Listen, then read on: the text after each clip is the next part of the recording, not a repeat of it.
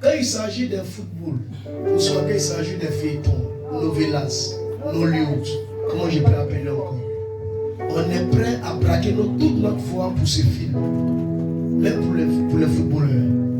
Mais quand il s'agit du roi des rois, on limite la foi parce qu'on va utiliser cette foi pour donner à un humain. Qui comprend? Paul dit, celui qui dit Amen, c'est celui qui reçoit.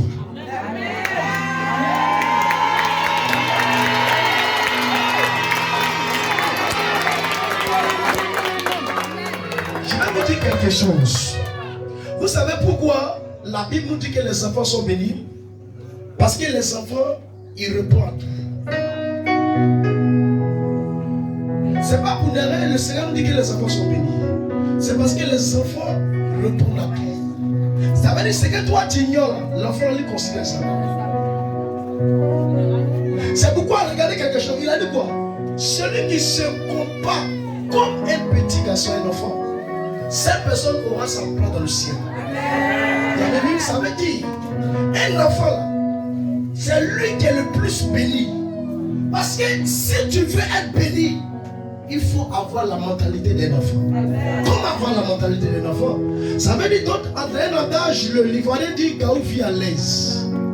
L'homme de Dieu peut te dire, mon fils, assieds-toi à terre, puis dis Amen. Tu vas dire non, je ne peux pas le faire. Mais tu vas prendre un enfant, tu vas dire assieds-toi à terre, dis Amen, l'enfant va faire. Qui comprend plus? Si tu as compris, donne-moi un meilleur Amen sur moi.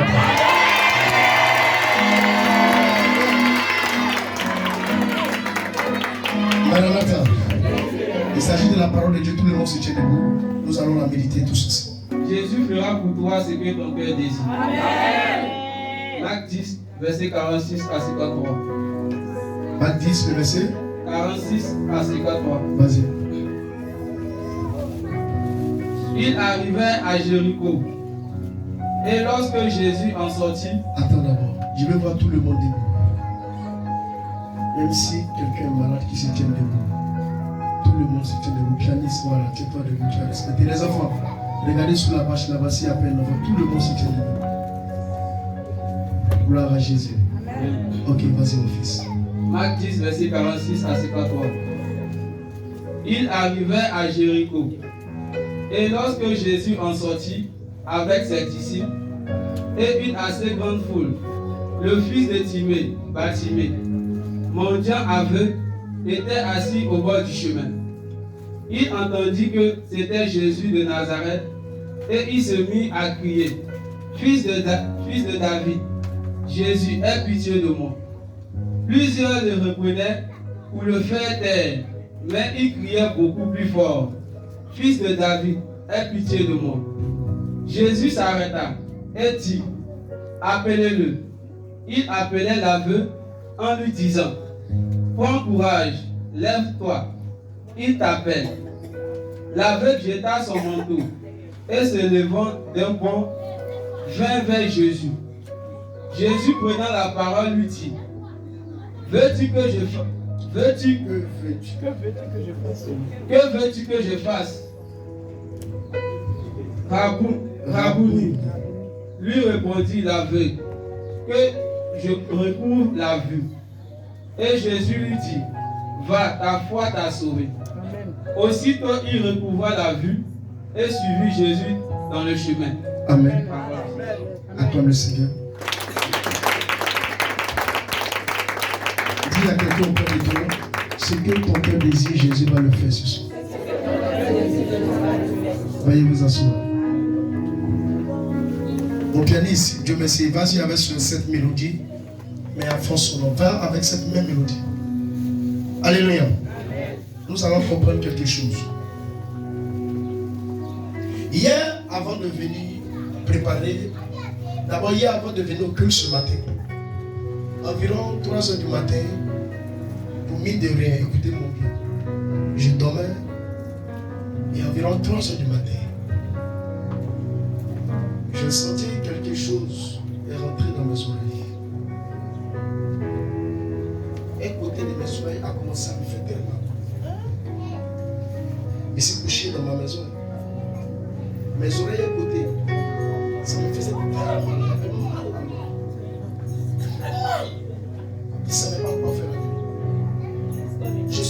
travaille sur mon sou. J'ai dit, mais Seigneur, c'est quoi ça? Demain, je dois aller dans ta maison, célébrer l'honneur à toi, l'honneur à ta serviteur. Regarde ce que je reçois. Le Seigneur dit, mon fils, c'est normal. Tu as reçu une attaque. Lève-toi. Et j'ai commencé à prier. J'ai prié. Je suis allé pour l'huile d'olive. J'ai mis dans mon oreille. Ça me faisait toujours mal. J'ai prié. C'est quand ils sont allés pour l'eau. L'eau consacrée.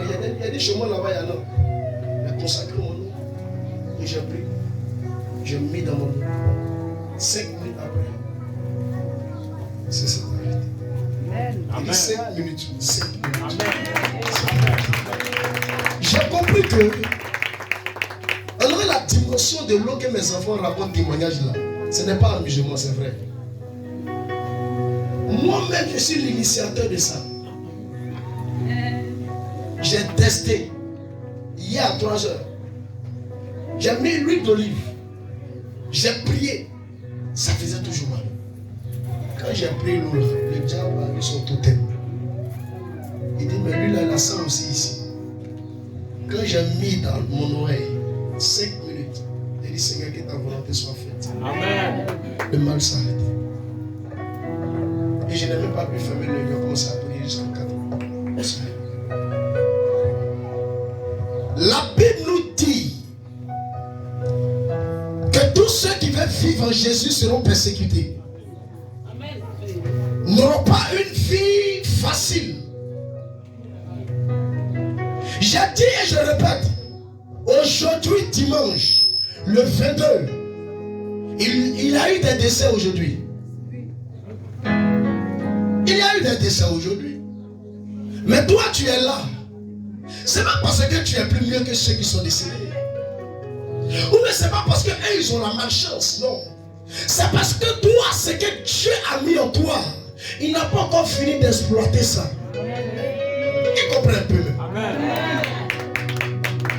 La Bible dit dans le livre de Proverbes 18, 21, la vie et la mort sont au pouvoir de ta langue.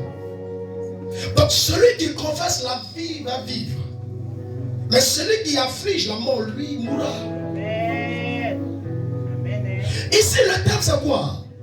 Christ fera ce que ton cœur désire. On a plusieurs fois entendu parler de fils de Timée qui se nomme Bartimée. Un mendiant, un aveugle. Quelqu'un qui était abandonné dans sa famille. Bartimée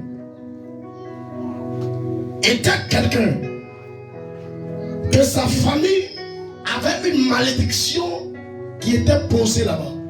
Et cette malédiction, c'est de détruire les descendants